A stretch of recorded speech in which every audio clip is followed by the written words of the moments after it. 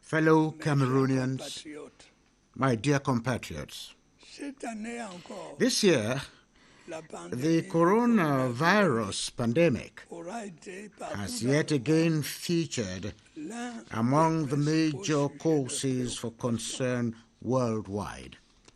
The disease has not been eradicated despite significant efforts by the scientific community and governments.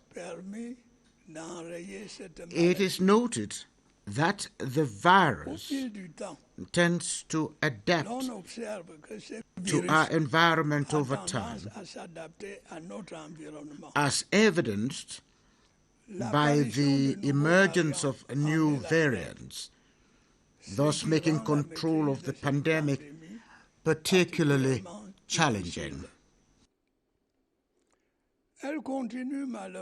Unfortunately, it continues to plunge families into mourning, disrupt social life, and create economic distortions.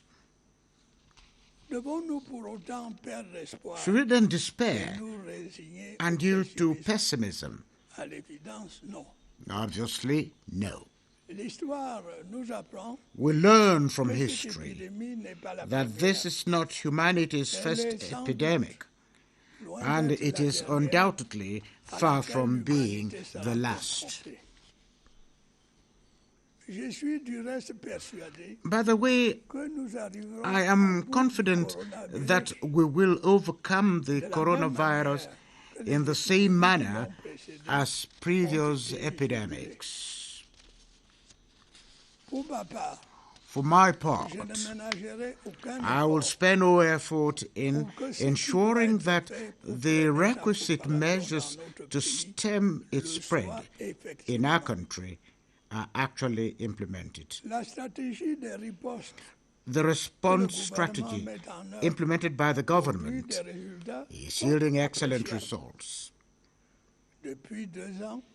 Over the past 2 years, it has helped to save lives and to curb the spread of COVID-19 in our country. Accordingly, it should be continued and, as appropriate, improved to better adapt to the mutations of this dangerous virus. Hence, the need to stay alert and to continue observing the rules of hygiene and preventive measures, such as wearing a mask in all public places or physical distancing. However, given the virulence of the virus, vaccination is definitely an additional preventive measure. In many cases, a full vaccination course helps to avert severe complications of the disease, which are generally fatal. That is why I urge each and everyone to get vaccinated and not to play heed to the conspiracy theories that abound on social media about the coronavirus vaccine. Indeed, combining preventive measures with vaccination will enable us to break the chain of contamination of this virus and return to normal life more speedily. Dear compatriots, notwithstanding the persistence of COVID-19 pandemic-related health crisis, we have remained focused on the target to set within the framework of the National Development Strategy for the 2020-2030 period.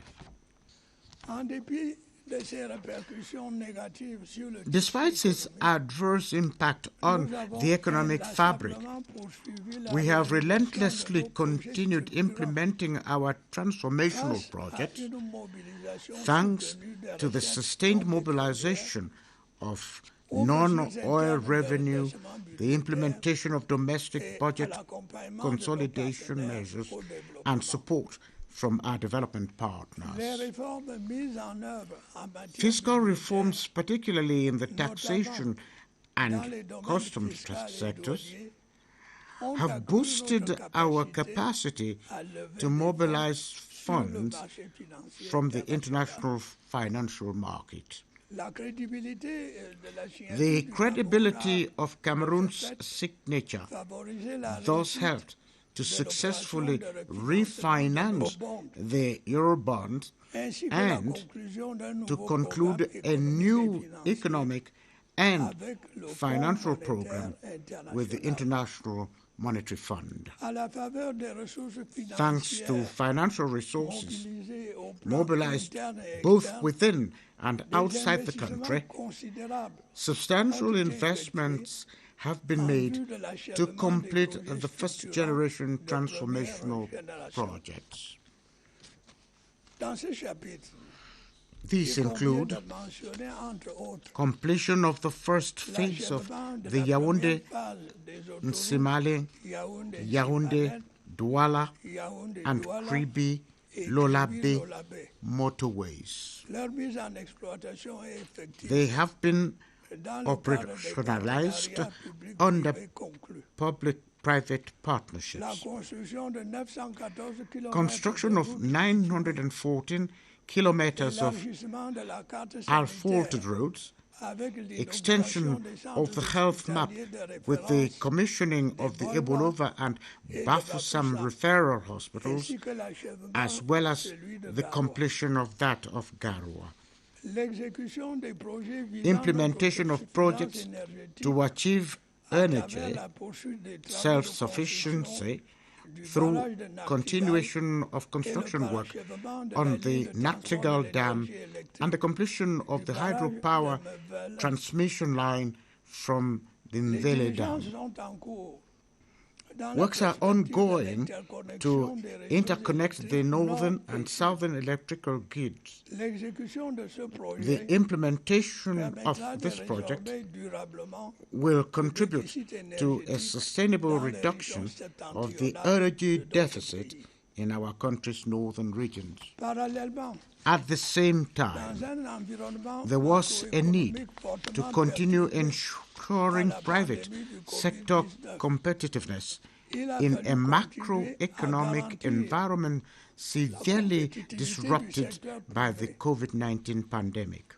It is common knowledge that the pandemic has led to rising sea freight costs, thus directly increasing the price of essential goods. Aware of the huge sacrifices made by the national economic operators to mitigate the impact of the pandemic, I instructed the government to reduce by 80% the sea freight transportation cost to be included in calculating custom duties. The government must also continue discussions with the private sector to identify further measures that can be implemented.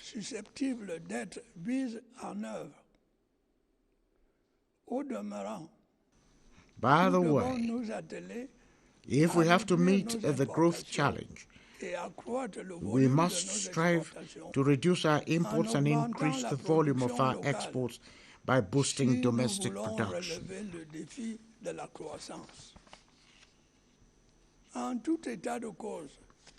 In any case, it behooves us to create conditions for more robust, sustainable, inclusive, and employment-generating growth, particularly for our youth who are and will remain the primary beneficiaries of ongoing reforms in various areas. Considering the measures taken, we have reason to be optimistic about economic recovery and an uptick in our growth rate to 2.2% in 2020 from 3.6% in 2021. This positive outlook is consistent with that of a global return to growth as announced by the relative international bodies. Our country has the capacity to make the most of this situation. Dear compatriots, despite the challenges faced by our country, we continue to be respected on a global scale.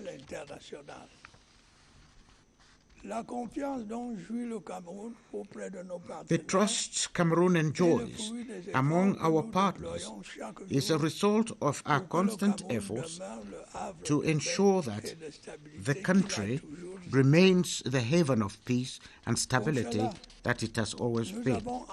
To this end, we have stepped up our efforts to maintain peace and security nationwide. Boko Haram's sporadic incursions into the far north region in recent months have been met with stiff resistance from our defense forces.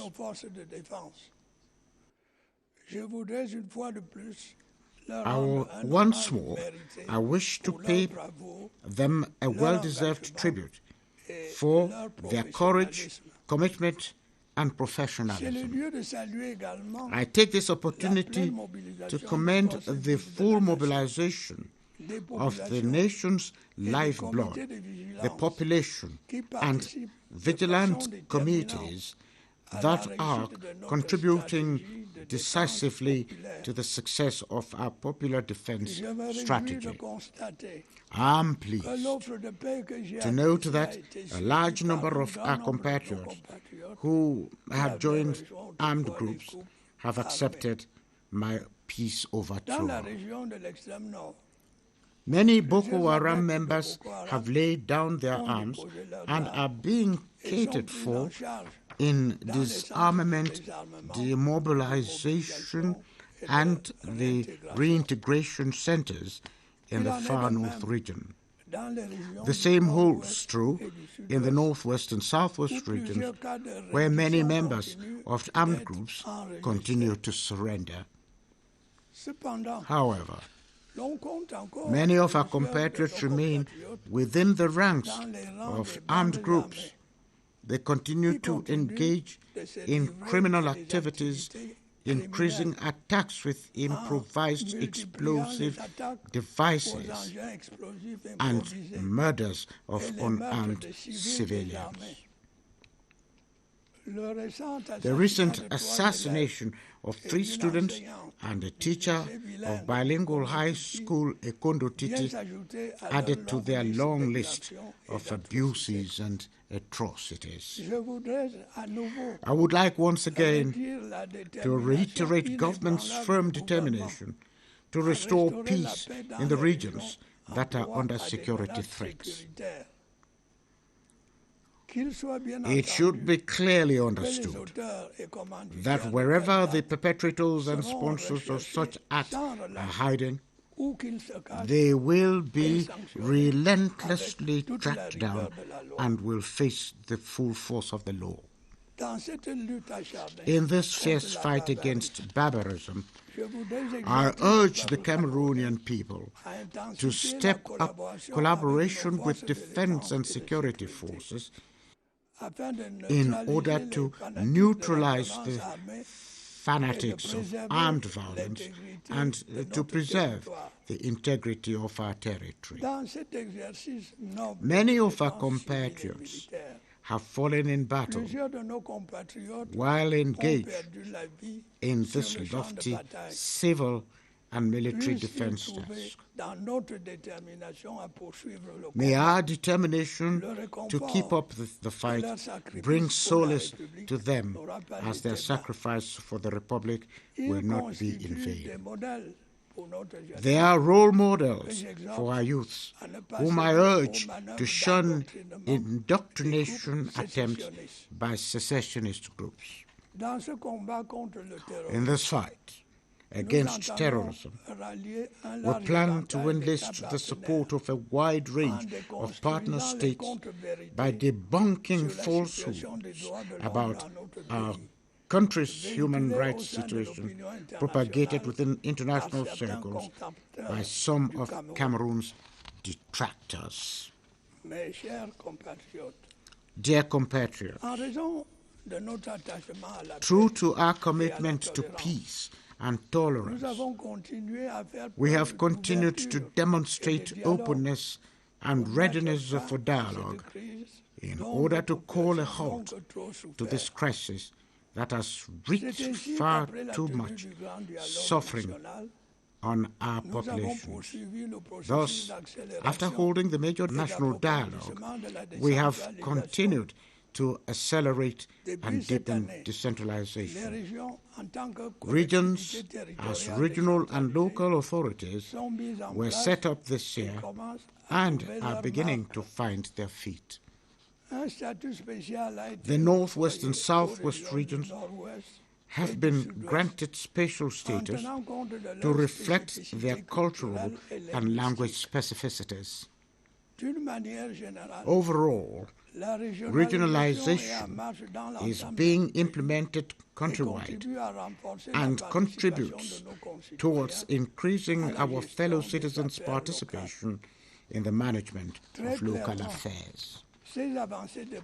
These democratic strides very clearly demonstrate that our country is irreversibly and resolutely engaged in the methodical perfection of its democratic process in order to further meet the legitimate aspirations of the Cameroonian people. I am fully aware that some people would prefer that we move faster in this area. However, we must avoid any kind of haste that may undermine our country's unity and our Republican ideal. Surely, we will carefully and patiently do whatever needs to be done. In all circumstances, we must promote constructive and regular dialogue between the various sociological components of the Republic in order to mobilize them for our country's emergence. My dear compatriots, lately we have witnessed an upsurge in unpatriotic behavior, the proliferation of hate speech, and the posting of violent, obscene, and shameful videotapes which have shocked the nation's collective conscience. The persistent publication of fake news in the mainstream or social media has contributed towards sustaining falsehood, thus preventing many of our fellow citizens from getting the right information on the issues. Therefore, I appeal to your sense of individual responsibility and urge each of you to promote the culture of peace. I call on the government to step up efforts to raise awareness on the responsible use of social media by all social classes. We must remain a patriotic, united, and supportive people. We must cherish peace and seek harmony at all times. Let us resolve to actively ensure that these values promote living together, to which our people as a whole deeply aspire. Fellow Cameroonians, my dear compatriots, we are faced with specific challenges at the dawn of the new year. Our country will host the Africa Cup of Nations from the 9th of January to the 6th of February 2022. In the run-up to the tournament, We have all witnessed the profound transformation that has taken place in the cities that will host AFCON 2021 matches. The preparation of the tournament has helped to accelerate the infrastructural development of many of our cities. Urban roads have been constructed or rehabilitated. The technical capacity of existing health facilities has been upgraded. New hospitals with state-of-the-art equipment have been built in our regional capitals. Ultra-modern hotels have been built to accommodate official delegations, special guests and tourists who will visit Cameroon during the tournament. We will continue implementing this investment program by reducing the infrastructure disparities existing between the regions of our country in various areas.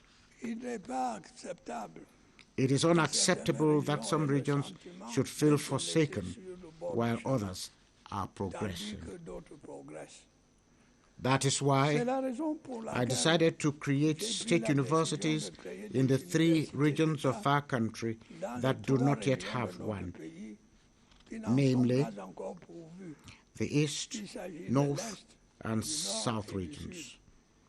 Other infrastructure will follow, particularly in the airport, industrial, and road sectors, in order to make each region a real development hub. To that end, we must enhance public finance management, governance by fighting corruption and embezzlement of public funds.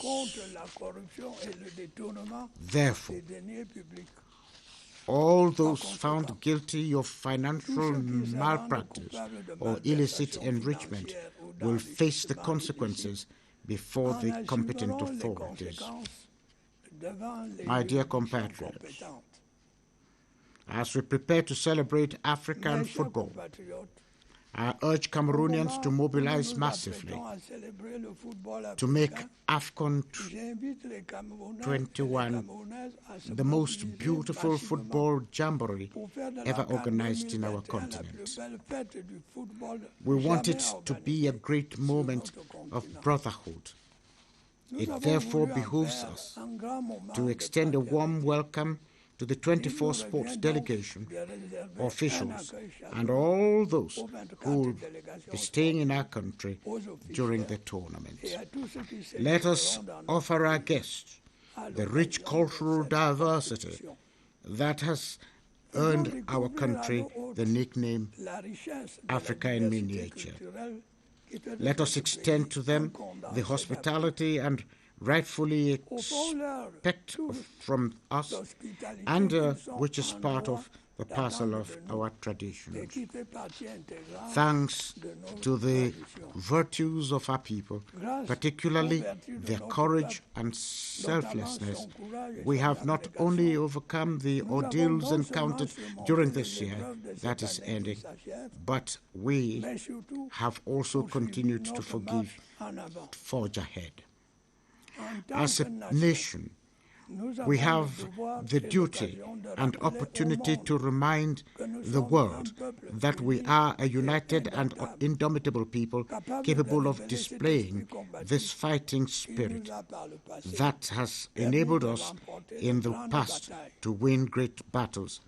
Before I conclude, I would like to call on our beloved indomitable lions to do their utmost to ensure that they end this festival in grand style on the evening of the 6th February 2022. Let us rise to the challenge and remind the world that we are a great nation. Happy and prosperous New Year. Long live the Republic, long live Cameroon. Vive la République, vive le Cameroun.